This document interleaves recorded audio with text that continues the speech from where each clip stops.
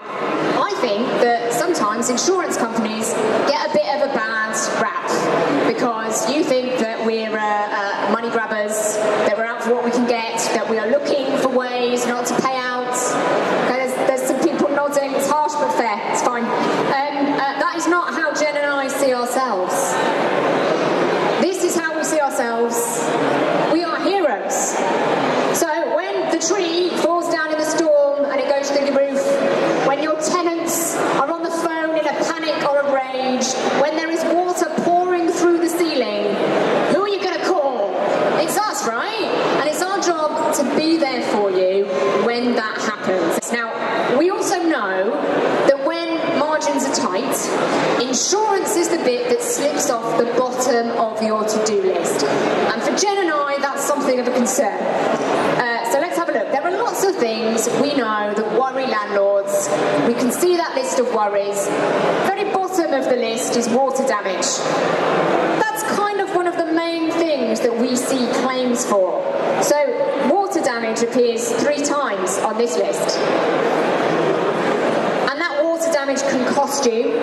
So a burst pipe on average will cost you £4,500 to put right.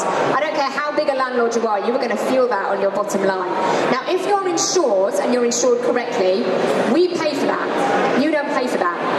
If you are not insured correctly, that comes out of your pocket. And actually, that's a conservative estimate because that's when people are living in the property. If your property is unoccupied, there's going to be even more damage. And it's going to take 28 days to fix. That is 28 days when your tenants might not be able to live in your property.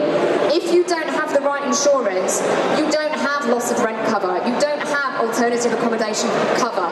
This could end up costing you a lot of money, certainly more than something like Section 24. So you might be sitting there thinking, oh, that's all right, I'm a savvy landlord, I'm insured.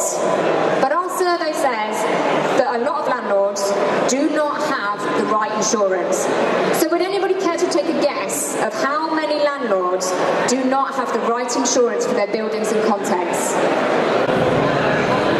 Well, I'll tell you, it is 1 in 4 landlords are not correctly insured. 7% of the landlords we talked to didn't know whether they had insurance or not. Gave us palpitations. It's not good. And we're not just talking about the smaller landlords. Big professional landlords are making mistakes with their insurance, and those mistakes could cost money.